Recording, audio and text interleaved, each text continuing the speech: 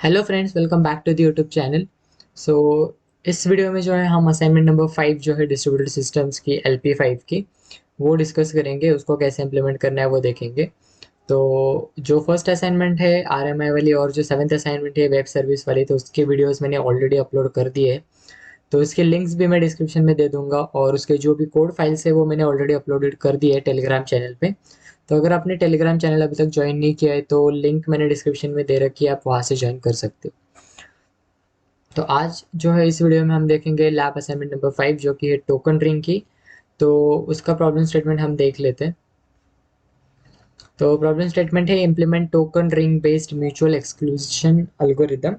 तो ये जो टोकन रिंग का एल्गोरिदम है वो एक्चुअली म्यूचुअल एक्सक्लूजन एल्गोरिदम के अंडर आता है। तो हम देखेंगे कि उसकी वर्किंग क्या होती है, वो कैसे वर्क होता है, क्या होता है टोकन, वो कैसे पास होता है। ठीक है, वो सब हम इस वीडियो में देखेंगे। थ्योरी में ज़्यादा डीप में नहीं बताऊंगा आपको, बस जितनी हमें लगने वाली अभी इस पर्टिकुलर असाइनमेंट वो मैं आपको बताऊंगा। ठीक है, तो अब हम वीडियो को स्टार्ट करेंगे। तो उससे पहले अगर आप चैनल पे नए हो तो चैनल को सब्सक्राइब करें और बेल आइकन को प्रेस करना ना भूलें। और वीडियो जो है वो अपने फ्रेंड्स के साथ, क्लासमेट्स के साथ शेयर करना, जिससे कि उनकी भी हेल्प हो सके। तो मैं अभी आपको जो है थ्योरी समझाता हूँ थोड़ी सी। तो टोकन रिंग जो है नाम से ही पता चलता है कि जो है एक रिंग होगी जिसमें हमारा टोकन जो है वो पास होता रहेगा। तो मैंने यहाँ पे जो है यहाँ पे 7 नोड्स रखे, जो सर्कल्स है वो आप कंसिडर कर सकते हो कि नोड्स है या फिर डिवाइसेस है जो एक दूसरे से जो है कनेक्टेड है। ठीक है, जीरोथ वाला जो डिवाइस है वो कनेक्टेड है 1 से, 1 वाला कनेक्टेड है 2 से, और ऐसे ही जो है लास्ट वाला 6 है वो फिर से कनेक्टेड है 0 वाले डिवाइस से या फिर नोड से। तो इस तरह से वो जो है एक रिंग फॉर्म कर रहे हैं। और इसमें जो है हम टोकन पास करते हैं। तो जो फर्स्ट हमारा टोकन होता है वो हम इनिशियलाइज करेंगे हमारे 0 वाले नोड से। ठीक है, तो मैं उसको भी हाईलाइट कर देता हूँ यहाँ पे।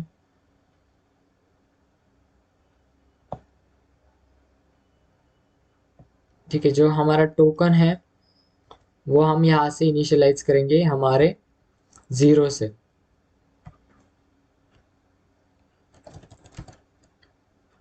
और ये जो सपोज हमें 3 ध्यान में रखनी चीज़ें, फर्स्ट है टोकन, सेकंड है सेंडर कौन है, थर्ड है रिसीवर कौन है, मतलब कहाँ तक डेटा सेंड करना है, और फोर्थ है ऑब्वियसली डेटा। तो ये टोकन रिंग एल्गोरिदम में क्या होता है कि जो हमारा टोकन है वो पूरे रिंग में इनिशियली, मतलब जब तक उसको कोई सेंडर नहीं मिलता या फिर कोई डेटा नहीं मिलता सेंड करने के लिए, तब तक वो ऐसे ही इस पर्टिकुलर रिंग में रोटेट करते रहता है। 0 से 1 में जाएगा, 1 में 2, 2 से फिर 3, 4, 5, 6, ऐसे वो कंटिन्यूअसली रोटेट करते रहेगा इस पर्टिकुलर रिंग में। और जब भी उसको कोई ऐसा नोड मिलेगा जो कि डेटा सेंड करना चाहता है, तब वो क्या करेगा, उस जो भी उसका टोकन है उसको डेटा अपेंड कर देगा, मतलब डेटा भी उसके साथ ऐड कर देगा। और फिर वो डेटा जो है वो सेंड करेगा रिसीवर तक। तो समझ लो हमारा जो सेंडर है वो यहाँ पे है 1। तो यहाँ पे है ये सेंडर, और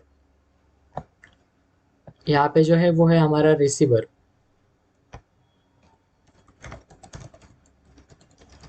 ठीक है, तो ये टोकन जो है वो फर्स्ट क्या करेगा, इनिशियली 0 पे रहेगा, फिर 1 पे जाएगा, फिर वो चेक करेगा कि ये पर्टिकुलर नोड डेटा सेंड करना चाहता है या नहीं।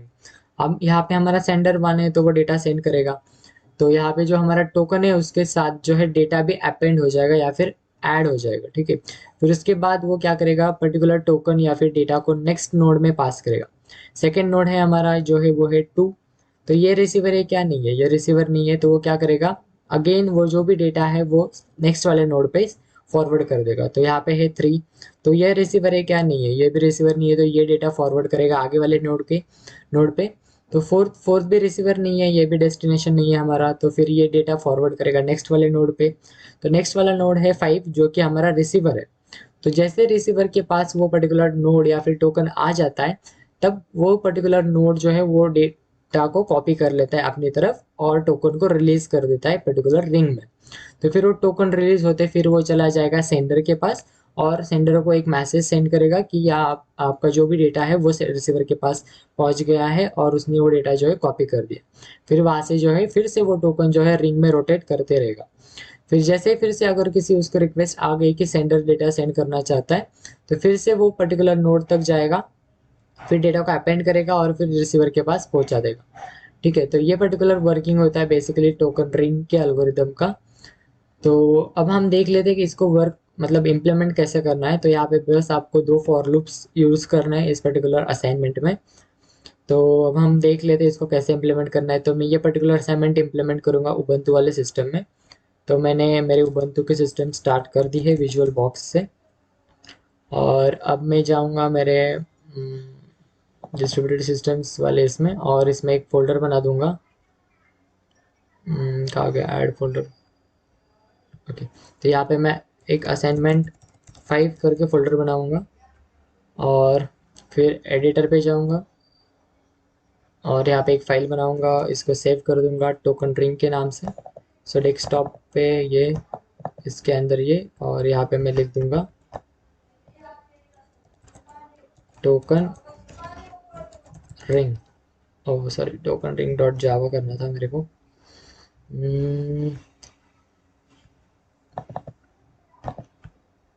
इसको हम डिलीट कर देंगे, डिलीट डिलीट डिलीट। यहाँ पे सेव करेंगे, ठीक है, एक मिनट, सेव करेंगे टोकन रिंग डॉट जावा से। ठीक है, तो ये फर्स्ट वाली जो है वो मैं डिलीट कर दूंगा। तो अब हमें यहाँ पे क्या करना है, फर्स्ट तो हमें स्कैनर क्लास लगेगा। सो हम यहाँ पे लिखेंगे import Java dot यूटिल dot star, या फिर स्कैनर भी लिख सकते हो। सेव कर दो। फिर उसके बाद हम यहाँ पे मेन क्लास बनाएंगे हमारा। तो उसके लिए हम यहाँ पे लिखेंगे पब्लिक क्लास, और यहाँ पे फाइल का नाम क्या है, टोकन रिंग। सो टोकन रिंग, और फिर इसके बाद इसके अंदर हम लिखेंगे पब्लिक स्टैटिक वॉइड मेन वाली मेथड, जिससे हमारा प्रोग्राम एग्जीक्यूशन स्टार्ट होता है। So public static void main, और इसके बाद हम लिखते हैं यहाँ पे स्ट्रिंग एरे। ओके, और फिर अब हमें इसके बाद क्या करना है, हमें यहाँ पे पहले तो इनपुट्स लेने हैं यूजर से कि कितने नोड्स होंगे रिंग में। तो उसके लिए हमें स्कैनर का ऑब्जेक्ट बनाना पड़ेगा, स्कैनर क्लास का। तो scanner S C is equal to new scanner, और इसमें हम पैरामीटर पास कर देते हैं सिस्टम डॉट एन। ठीक है, फिर उसके बाद यहाँ पे हम लिखेंगे एक statement system dot out dot print L N, और हम यहाँ पे मैसेज डिस्प्ले करेंगे कि कितने नोड्स आपको चाहिए। तो हम यहाँ पे लिखेंगे enter number of nodes you want in the ring, in the ring. ठीक है, और मैं यहाँ पे जो एल एन नहीं लिखूंगा, मैं चाहता हूँ कि वो आगे ही इनपुट इसके आगे एक्सेप्ट हो। ठीक है, अब हम इसको स्टोर करेंगे एक वेरिएबल में, जिसका डेटा टाइप रहेगा int. So int N, N N लिखते हैं, चलो N is equal to S C dot next int, S C dot next int. और फिर यहाँ पे एक लूप हम शो करेंगे, मतलब यूज करेंगे, जिससे कि हम दिखा सके कि हमारे इसमें कितने नोड्स है। सपोज यूजर ने यहाँ पे डाल दिए 5, तो हमें दिखाना है कि यहाँ पे 0 से लेके 1 2 3 4 ये 5 नोड्स हो गए, और लास्ट में हम 0 का अपेंड कर देंगे, जिससे कि ये रिंग फॉर्म हो जाए। ठीक है, तो हम यहाँ पे लिखेंगे एन आ गया। तो फिर यहाँ पे हम डिस्प्ले करेंगे वो सारे जो भी नोड्स है वो। तो यहाँ पे फॉर लूप यूज़ कर लेंगे, जो स्टार्ट होगा हमारा 0 से, and I is equal to 0, और वो एंड का होगा जब तक हमारा जो नोड्स है वहाँ तक। So I is less than N. Less than N क्यों रखा है मैंने, क्योंकि मैंने स्टार्ट किया है लूप 0 से। लेस देन इक्वल टू लिख देंगे, तो अगर 5 डाल दिया तो वो 6 तक जाएगा, मतलब टोटल जो है 6 नोड्स हो जाएंगे हमारे, 0 to 5 टोटल 6 नोड्स हो जाएंगे अगर 5 डाला तो। ठीक है, तो और यहाँ पे हम कर देंगे आई प्लस प्लस। तो बेसिकली फॉर लूप में 3 होते हैं, ये होता है इनिशियलाइजेशन, ये होता है ये आपकी स्टॉपिंग कंडीशन, या फिर कहाँ तक आपको वो पर्टिकुलर लूप एग्जीक्यूट करना है, और ये होती है आपकी इंक्रीमेंट या फिर डिक्रीमेंट, जो भी आपको परफॉर्म करना है इस पर्टिकुलर वैल्यू पे। तो यहाँ पे हम लिख देंगे simply system dot out dot print L N, और यहाँ पे एक आप ऊपर स्टेटमेंट भी डिस्प्ले कर सकते हो कि system dot out dot print L N, और यहाँ पे आप लिख दो आप लिख दो रिंग फॉर्म्ड एज बिलो। ठीक है, तो ring form is as below, मतलब जो भी रिंग फॉर्म हो रही है वो इस तरह से हो रही है। तो यहाँ पे आप नीचे लिख दो, और यहाँ पे हम प्रिंट एलन नहीं रखेंगे, प्रिंट ही रखेंगे, क्योंकि अगर एलन डालते हो तो वो आगे आगे मतलब एक लाइन में एक ही आएगा, मतलब 0 फिर नेक्स्ट लाइन में 1 आएगा फिर 2 आएगा ऐसे। तो हम चाहते हैं कि वो एक ही रो में आए। तो यहाँ पे हम लिखेंगे प्रिंट, और फिर यहाँ पे हम डिस्प्ले करेंगे हमारा आई, और उन दोनों वैल्यूज़ के बीच में हमें कुछ स्पेस चाहिए था, इसलिए हम एक ब्लैंक स्ट्रिंग एरे स्ट्रिंग जो है वो ऐड कर देंगे।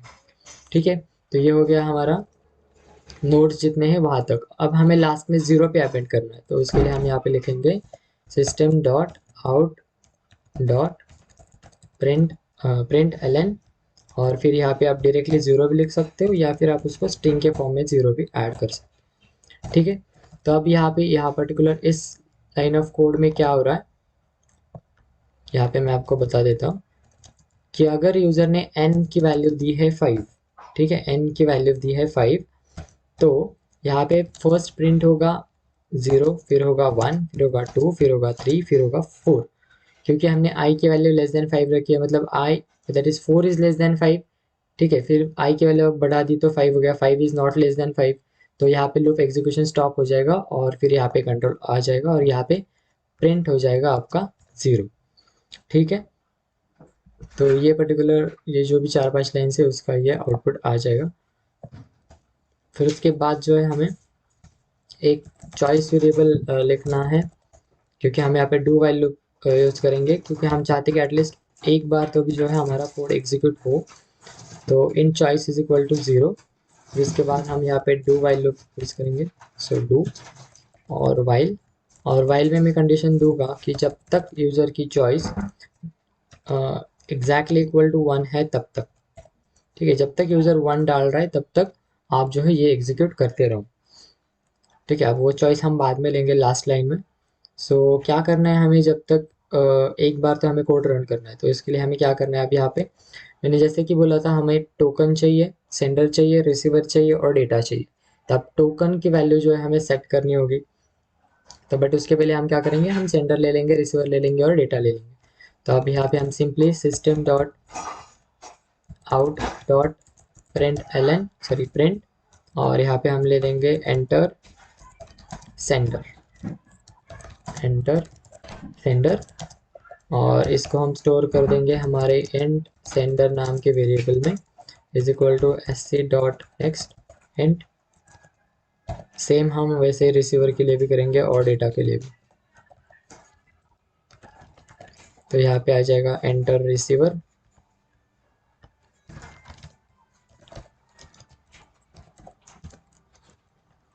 और यहाँ पे हम लिख देंगे रिसीवर, और यहाँ पे हम लिखेंगे enter data to send, enter data to send, और यहाँ पे हम लिखेंगे डेटा। ठीक है, अब हम जो है टोकन पास करना है, तो हम इनिशियली टोकन को जो है 0 इनिशियलाइज करेंगे, क्योंकि हम 0 से ही लूप स्टार्ट करेंगे। तो यहाँ पे उसके पहले हम लिखेंगे कि end token is equal to 0। ठीक है, टोकन की वैल्यू हमने 0 रख दी। अब हम जो है यहाँ पे एक स्टेटमेंट भी डिस्प्ले करेंगे, system dot out dot print L N, और यहाँ पे हम लिखेंगे कि टोकन पासिंग, और टोकन कैसे पास हो रहा है वो हम यहाँ पे बताएंगे। अब टोकन पास करने के लिए भी जो है हमें एक लूप एग्जीक्यूट करना होगा, कि जैसे मैंने यहाँ पे बोला था कि अगर सपोज मेरा सेंडर जो है वो 3 है यहाँ पे, और मैं डेटा सेंड करना चाहता हूँ 5 पे, तो मेरा टोकन जो इनिशियली 0 पे है वो जब तक 3 तक नहीं आता तब तक हमें उसका टोकन जो है वो पास करना होता है। फिर 0 से 1 जाएगा, फिर 2 जाएगा, फिर 3 जाएगा, मतलब जब तक वो सेंडर तक नहीं आ जाता है तब तक आपको टोकन पास करना होता है। और जैसे ही वो 3 पे आ जाएगा तो डेटा फ्रेम या फिर डेटा जो है वो अपेंड हो जाएगा टोकन के साथ, और फिर वो फॉरवर्ड किया जाएगा रिसीवर तक। ठीक है, तो अब जब तक वो सेंडर तक नहीं आता है तब तक हमें टोकन पास करना है, तो हमें लूप स्टार्ट करना होगा टोकन की वैल्यू से, और उसको एग्जीक्यूट करना होगा सेंडर, जब तक सेंडर नहीं मिलता है तब तक। तो उसके लिए हम क्या लिखेंगे, यहाँ पे फिर से एक फॉर लूप एग्जीक्यूट करेंगे, और उसमें भी आई इज इक्वल टू, मैं अब जो आई है वो स्टार्ट करूँगा हमारे टोकन की वैल्यू से, ठीक है। और वो कब तक हमें एग्जीक्यूट करना है, जब तक हमें सेंडर नहीं मिल जाता, और उसकी वैल्यू जो है हमें इंक्रीमेंट करनी है 1 से, ठीक है। ये हो गया। अब हमें जो है इसके अंदर क्या प्रिंट करना है, टोकन का कैसे पास हो रहे हैं, तो टोकन कैसे पास हो रहे हैं वो हम यहाँ पे लिखेंगे। So system dot out dot print L N, sorry system dot out dot print, और यहाँ पे हम लिखेंगे एक ब्लैंक स्ट्रिंग। आप चाहो तो लिखो, नहीं तो ये बस जस्ट फॉर्मेटिंग के लिए कि जिससे समझ में आए। फिर हम आई प्रिंट करेंगे, फिर उसके बाद हम जो है एक एरो प्रिंट करेंगे, मतलब समझ में आएगा कि टोकन पास हो रहा है, ठीक है। तो ये लिख दिया हमने। अब इसके बाद जो है हमें लास्ट में सेंडर को प्रिंट करना है, ठीक है। यानी यहाँ पे क्या लिखा है, सेंडर इक्वल टू, मतलब I is less than equal to sender, ऐसे नहीं लिखा है। खाली टोकन से स्टार्ट करो और सेंडर के एक जो है पहले स्टॉप हो जाओ। मतलब यहाँ पे मैंने लिखा है आई इज इक्वल टू टोकन, तो सपोज यहाँ पे है 0, सेंडर है मेरा 3, तो मैंने लिखा है कि स्टॉप कब होना है, जब वो less than equal to sender, less than sender हो, तो मतलब वो स्टॉप हो जाएगा 2 पे ही। बट हमें तो 3 चाहिए, तो हम यहाँ पे क्या लिखेंगे, एक सेंडर को भी हम प्रिंट कर देंगे, system dot out dot print, system dot out dot print L N, और हम यहाँ पे सेंडर को अपेंड कर देंगे, ठीक है, लास्ट में। क्योंकि अगर आप यहाँ पे ही लिखते हो sender less than equal to sender, तो ये एरो जो है वो एक्स्ट्रा आ जाता है, तो इसीलिए हम जो है लास्ट में ये लिख रहे हैं, बस बाकी कुछ नहीं। अगर आप एरो नहीं लिख रहे हो तो फिर आप इजीली डायरेक्टली लिख सकते हो less than equal to sender, but just formatting के लिए मैंने वैसे लिखा है, ठीक है। अब उसके बाद जो है हम यहाँ पे लिखेंगे कि सेंडर के पास डेटा आने के बाद सेंडर क्या करेगा, डेटा सेंड करेगा। तो system dot out dot print print L N, और यहाँ पे लिखेंगे हम सेंडर, और हमारा सेंडर कौन सा है, सेंडर, हम यहाँ पे सेंडर को प्रिंट कर देंगे, sender this sending, sender this sending data. और डेटा कौन सा है हमारा, डेटा हमने स्टोर किया है हमारे डेटा इस पर्टिकुलर वेरिएबल, ठीक है। तो यहाँ तक फ्लो आपको समझ में आ गया होगा आई होप, ठीक है। अब उसके बाद क्या करना है, हमें डेटा को सेंड करना है, कब तक, जब तक हमें रिसीवर नहीं मिलता है। तो सेकंड जो लूप रहेगा वो हमारा स्टॉप कब होगा, रिसीवर, और वो स्टार्ट कहाँ से होगा, सेंडर से, सेंडर से स्टार्ट होगा, रिसीवर को एंड होगा।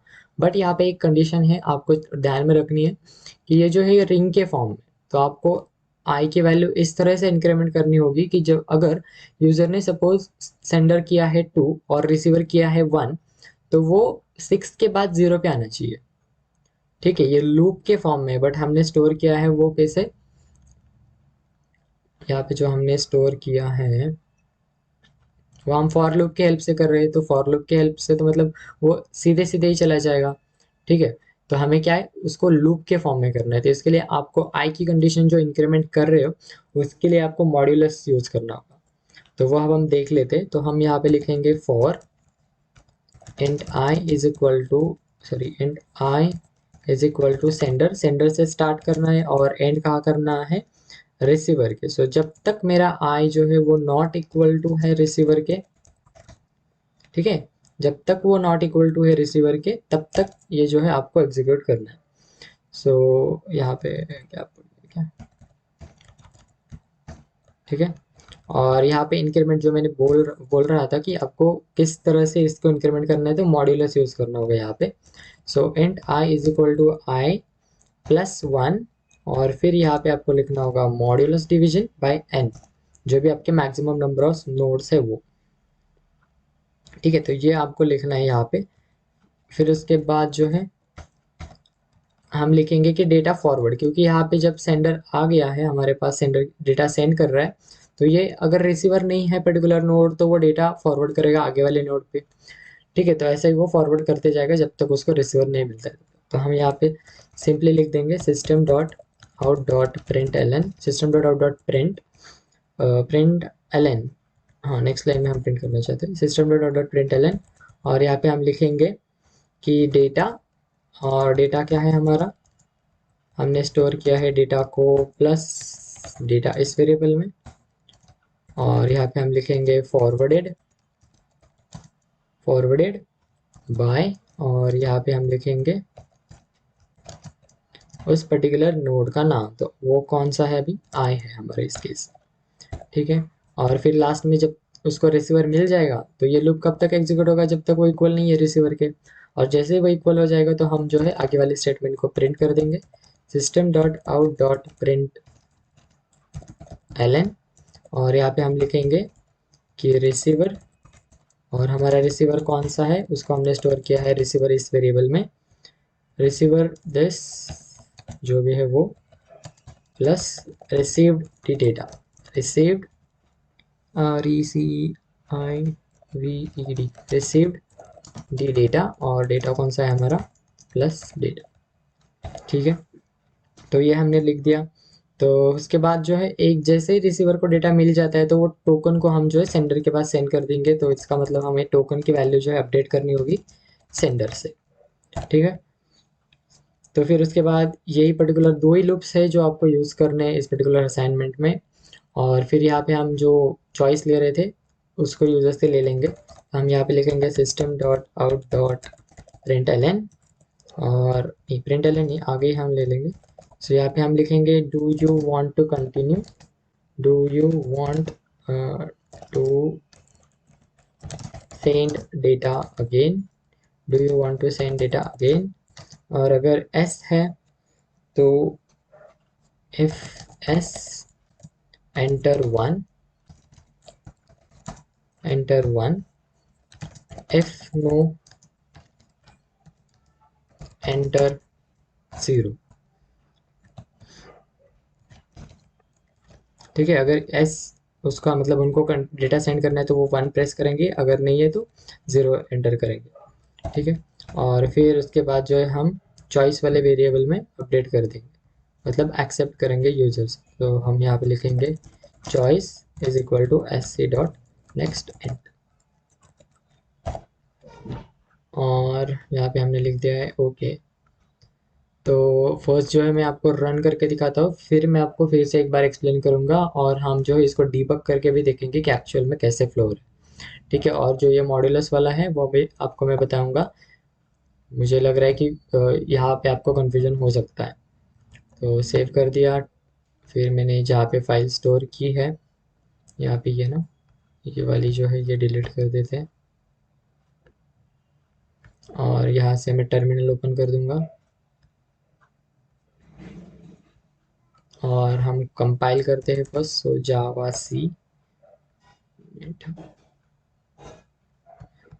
सी, और फाइल का नाम जो है वो है टोकन रिंग डॉट जावा। अगर कुछ एरर्स आते नहीं आए ओके, तो यहाँ पे आएंगे जावा टोकन रिंग। तो यहाँ पे नंबर ऑफ नोड्स बोल रहा है, तो मैं सपोज डाल देता हूँ 10। So ring form is as below, मतलब 0 से 9 ये 10 हो गए, और लास्ट में हमने 0 अपेंड किया था, तो जिससे कि ये सर्कुलर रिंग फॉर्म हो गई। अब सेंडर पूछ रहा है तो मैं लेट से डाल देता हूँ 4, और मेरा जो रिसीवर है वो मैं डाल देता हूँ 8। तो यहाँ पे डेटा सेंड करूँगा मैं, लेट से 10 नहीं, लेट से 70 जो है ये मेरा डेटा की वैल्यू वो मैं सेंड करना चाहता हूँ। तो यहाँ पे आप देख सकते हो टोकन कैसे पास हो रहा है, 0 से 1 जा रहा है।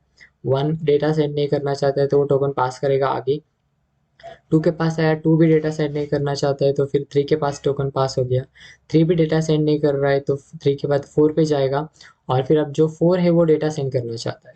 तो हमने सेंडर की वैल्यू 4 रखी थी, तो सेंडर 4 जो है वो डेटा सेंड करेगा। कौन सा डेटा सेंड करेगा, 70। फिर डेटा 70 जो है वो फॉरवर्ड बाय 4 ने फॉरवर्ड कर दी 5 को, 5 के पास गई तो फिर उसने भी फॉरवर्ड कर दी 6 को, 6 ने कर दी 7 को, क्योंकि जो हमारा रिसीवर है वो तो 8 है, तो फिर 7 ने भी डेटा फॉरवर्ड कर दिया, और जो हमारा रिसीवर 8 है उसने रिसीव कर दिया डेटा को। और जैसे ही वो रिसीव कर दिया तो हमारे टोकन की वैल्यू जो है वो सेंडर से अपडेट हो गई, मतलब जो टोकन की वैल्यू है अब वो हो गई है 4 यहाँ पे इस पर्टिकुलर केस में। अब वो पूछ रहा है कि do you want to continue, तो जैसे मैंने यहाँ पे डाल दिया यस, सो 1 डाल दूंगा, तो वो मुझे फिर से सेंडर पूछ रहा है। तो अब इस केस में देखो मैं डाल रहा हूँ 2, और जो मेरा रिसीवर है वो मैं डाल दे रहा हूँ 1।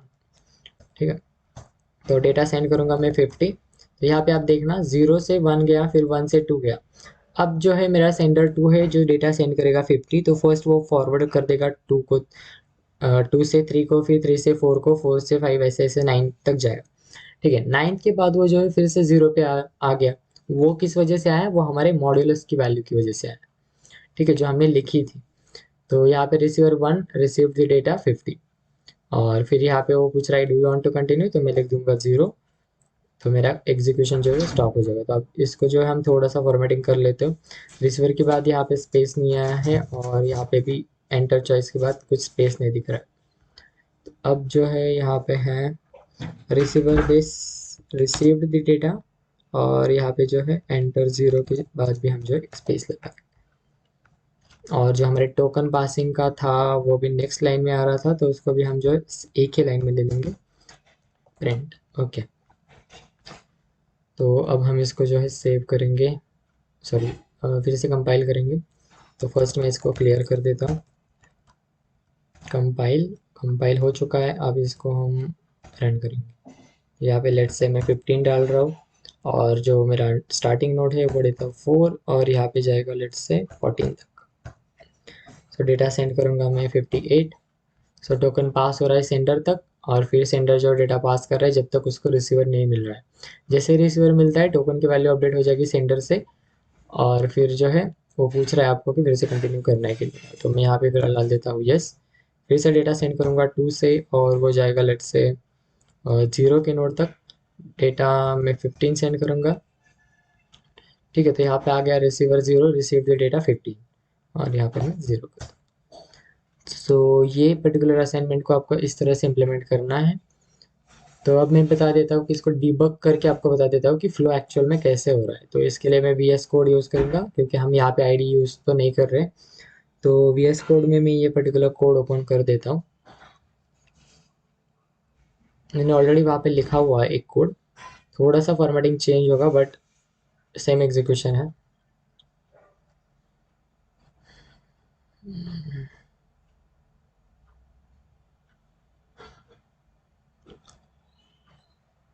ये थोड़ा सा टाइम लेता है लोड होने में। ठीक है, तो ये पर्टिकुलर कोड मैंने लिखा है इसमें ऑलरेडी। थोड़ा सा फॉन्ट बड़ा कर देता हूँ। तो अब जो है मैं इसको कंपाइल सॉरी रन करूँगा, बट इसके पहले इसको हम कंपाइल कर लेते हैं एक बार।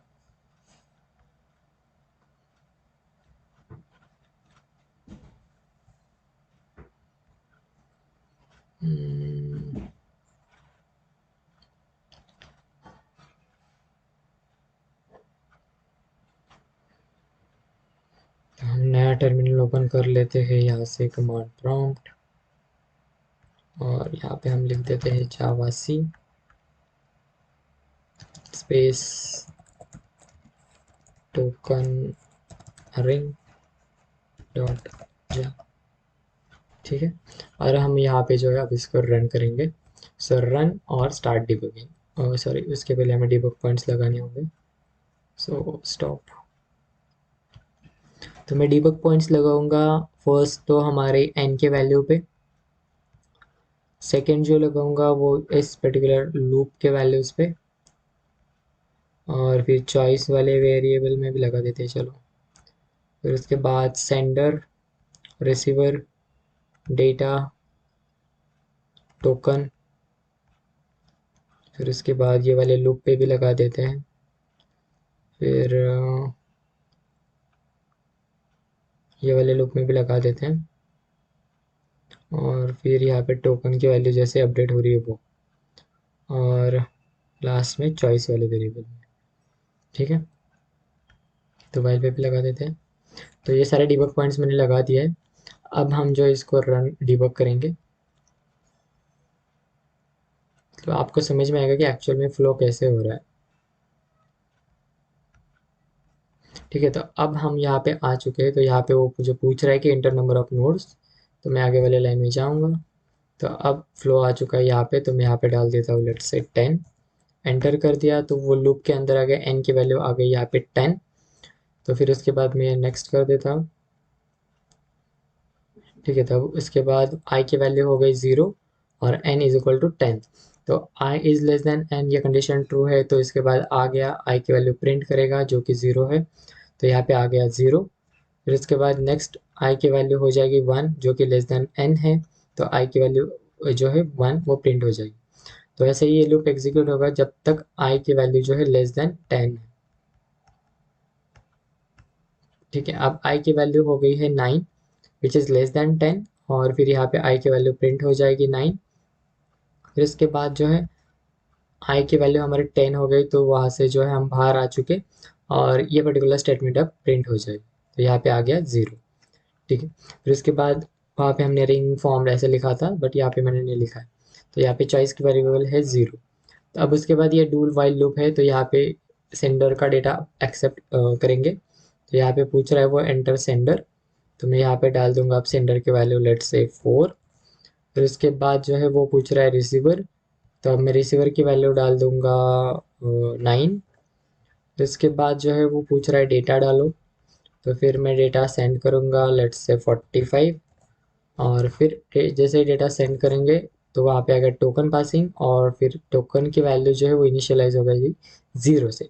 ठीक है, फिर उसके बाद जो है ये लूप स्टार्ट होगा, तो आई की वैल्यू जो है हमारी इज इक्वल टू हमने टोकन असाइन किए, तो टोकन की वैल्यू है 0, तो आई की वैल्यू भी हो जाएगी 0 सी।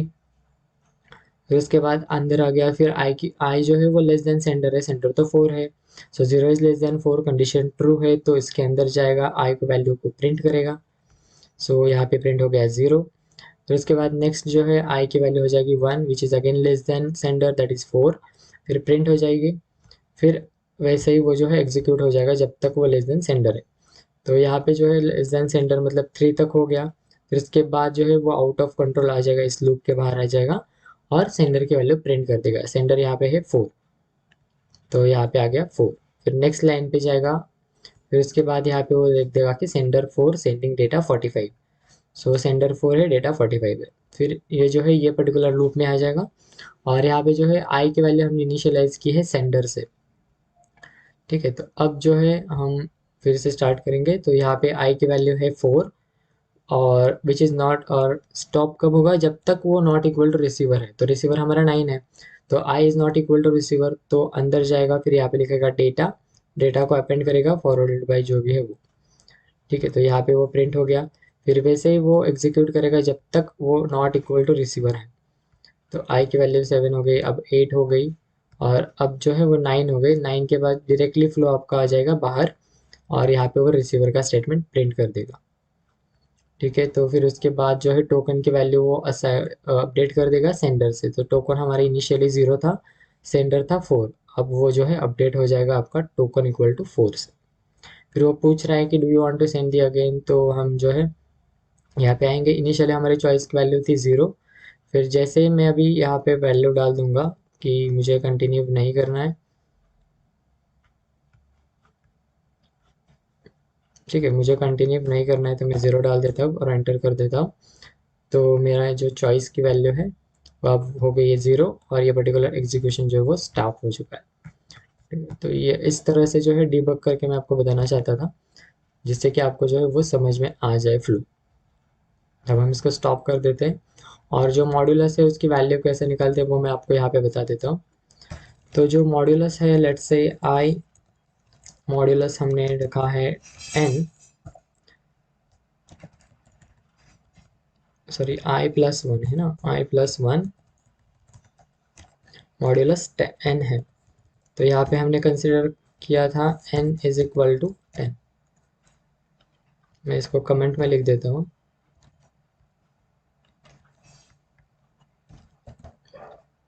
ठीक है, तो अब हम क्या करेंगे, सपोज हम कंसिडर करेंगे कि i की वैल्यू जो है वो है हमारी 8, तो मॉड्यूलस अगर आप करोगे तो क्या आएगा, 8+1 दैट इज 9, 8+1 8+1 मॉड्यूलो 10, एन वो जो है वो 10 है, तो 9/10 कितना आएगा, अगर आप 9/10 करते हो तो ये आपको रिटर्न करता है रिमाइंडर, तो इस केस में रिमाइंडर कितना आएगा आपका, 9 ही आएगा। ठीक है, क्योंकि वो डिवाइड तो नहीं हो रहा है, तो 9 ही आएगा। तो सेम अब हम जो है यहाँ पे वैल्यूज चेंज करेंगे,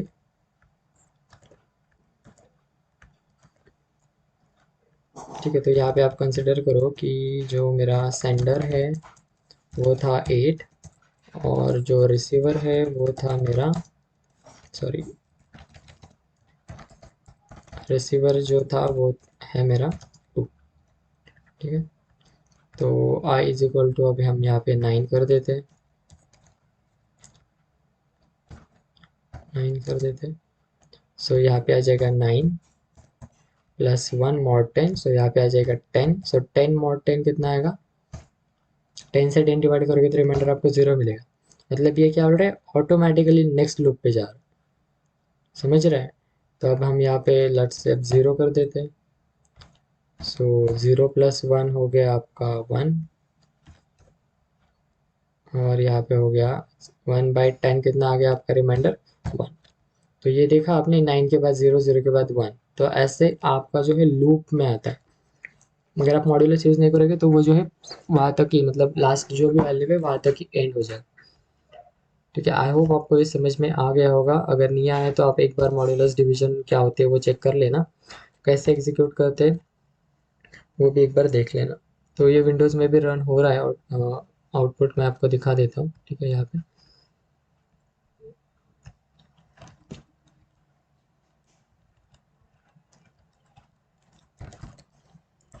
जावा सी टोकन रिंग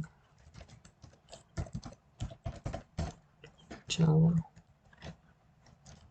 ये आपका हाईलाइट इसलिए हो रहा है क्योंकि जो है ये पावर शेल में ओपन है। Token ring,